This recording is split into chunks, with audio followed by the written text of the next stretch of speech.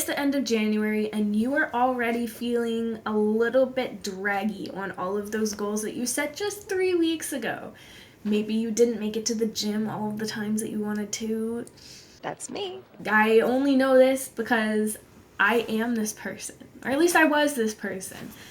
The last couple years, I have changed dramatically the way that I set goals. I'm here to share with you the 4 ways that I set goals so that I can be my most successful self. And step 4 is the one that's going to make things different than any other goal setting that you've done before. If we haven't met yet, hi, my name's Gabrielle, but if you're watching my videos, that means we're friends, and so you can call me Gabby. I am a writer and a multi-passionate creative that likes testing out hobbies and making videos about the projects that I do and building the life of my dreams. I love setting goals and I love starting new projects, especially when the project is myself. I want to be the best person that I can be, and sometimes I feel super ready to do everything, and sometimes I just feel so overwhelmed by all of the things that I need to do to actually make it to the person that I want to be. But don't worry, I've got the 4 steps that are going to make all the difference. The first one is we're going to narrow our vision. So we've got an idea of where we want to be 15, 20 years down the road. But that's just so much change from where we are now. So we're going to narrow our focus in. We want to visualize the person that we want to be, who it is we want to be, what we want to be like, that kind of thing. The things we want to do on a daily basis, that sort of thing. But we're going to narrow that down even further, and we're going to pick 3 to 5 things. That's what we want to focus on. The other things will come with time. Some things you can put in the delay pile, some things you can put in the trash pile. So we're going to narrow our focus. We're going to pick 3 to 5 of our passions to be setting goals in. We don't want to be too scattered. We want to focus all of that energy. So think about a light bulb. An incandescent light bulb or an LED bulb, if you want to be super energy efficient, is going to spread light all over the place. But if you think about a laser that they use in surgery, that's the same. It's light, but it's focused in one spot, and it can cut through all kinds of things that I don't want to think about because that's gross. We want to be the laser. We want to make actual change. And so that means we need to narrow our focus. For this year, a couple of the focuses that I chose was my creative living and building into my career. So the goals that I choose are going to be focused on those 2 broader passions. The second thing we're going to do is we're going to get specific. Now, you've heard of SMART goals, it's the acronym, but I just want to focus in on the S, which is specific.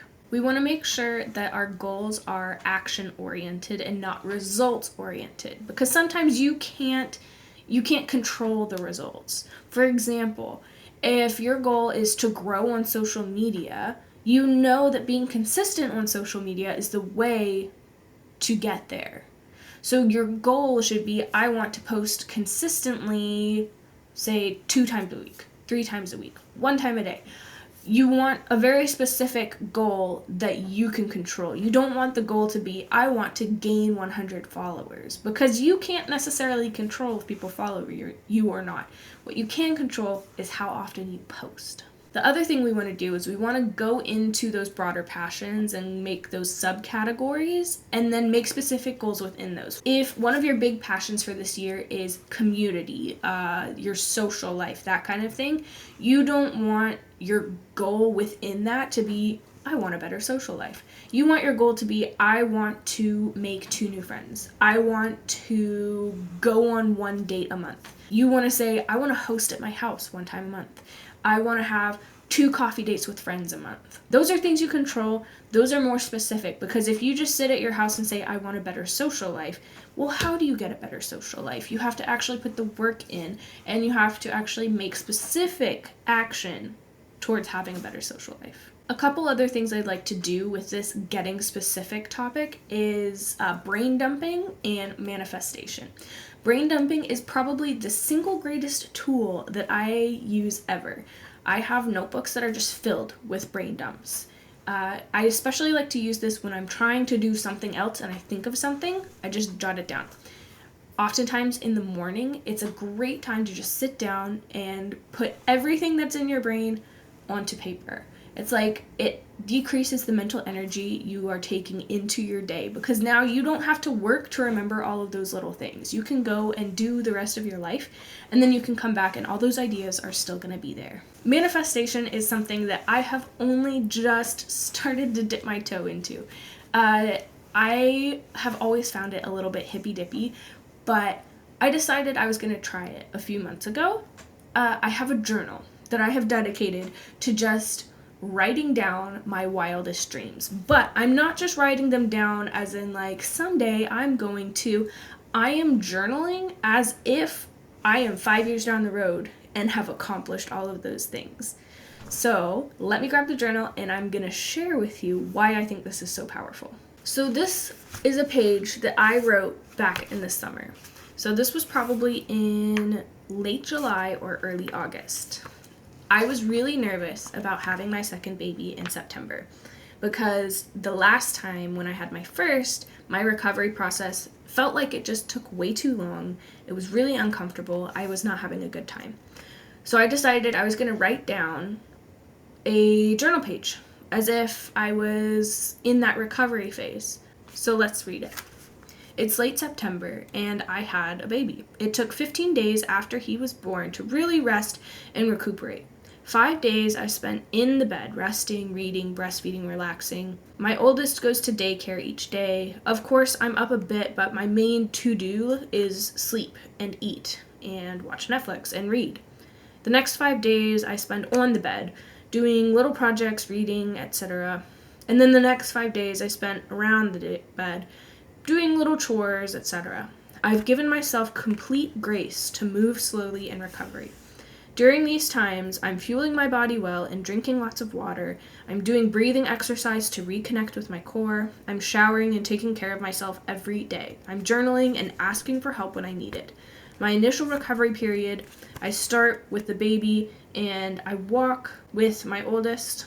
I'm slowly adding movement to my day. This is exactly what happened. I didn't come home and say, okay, the first 5 days, this is what I'm going to do. Okay, the next 5 days, this is what I'm going to do. I didn't have this plan, but I had written about the idea of it months before. Writing things down is so powerful. Writing your goals down is powerful. Writing about who you want to be as if you are already that person is very powerful.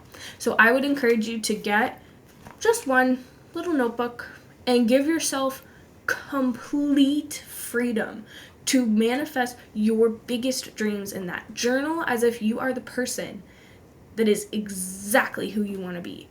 And it'll help you clarify your goals. It'll help you understand who it is you want to be, not just what you want to be doing. I love this and will definitely be continuing to do this year. Step 3 is probably one of my favorites, and it is visualizing your future.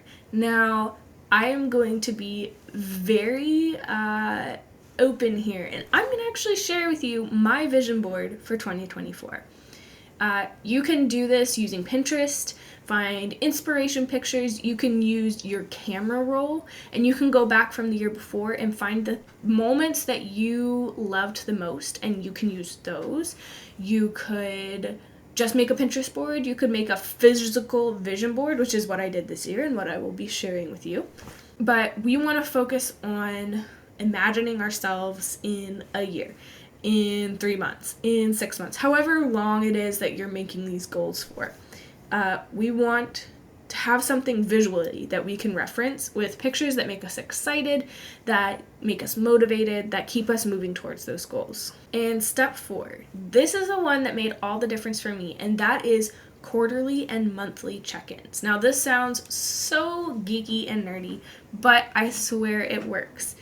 Making overarching goals for the whole year is super overwhelming because you're thinking about a full year. It's 365 days. But thinking about where you want to be 3 months from now seems much more attainable. Like, that's just March. That's only like a few months down the road. Thinking about where you want to be at the end of January, now that spurs you to action. So you're going to take your big goal for the year and you're going to break it down into a quarterly goal. And then you're going to break it down even further into a monthly goal. And then you're going to break it down even further into a weekly goal. That's going to help you focus in on what you're doing day to day to make a difference. And I'm going to show you my goal. One of my big goals for 2024 is I want to write 120,000 words this year.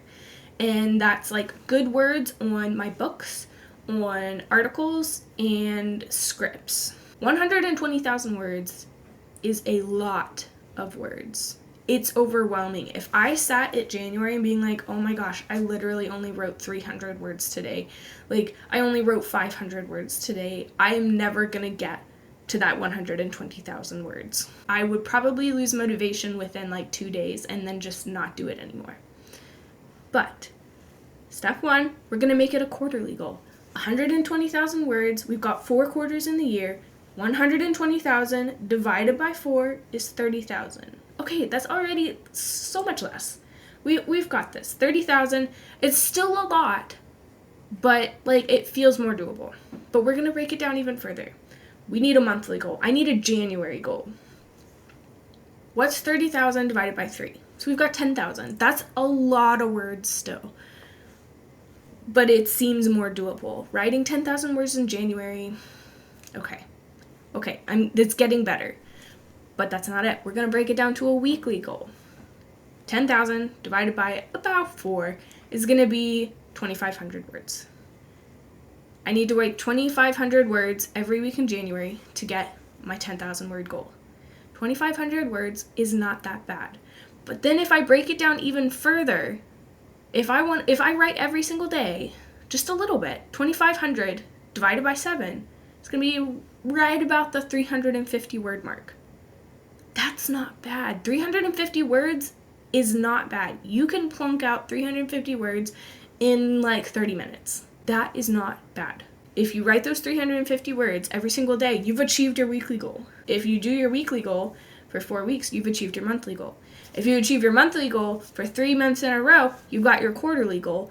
And that is so much closer to 120,000. But if you were just focused on that one day in January, writing a few hundred words, you still would be on track for getting to your 120,000 words in December.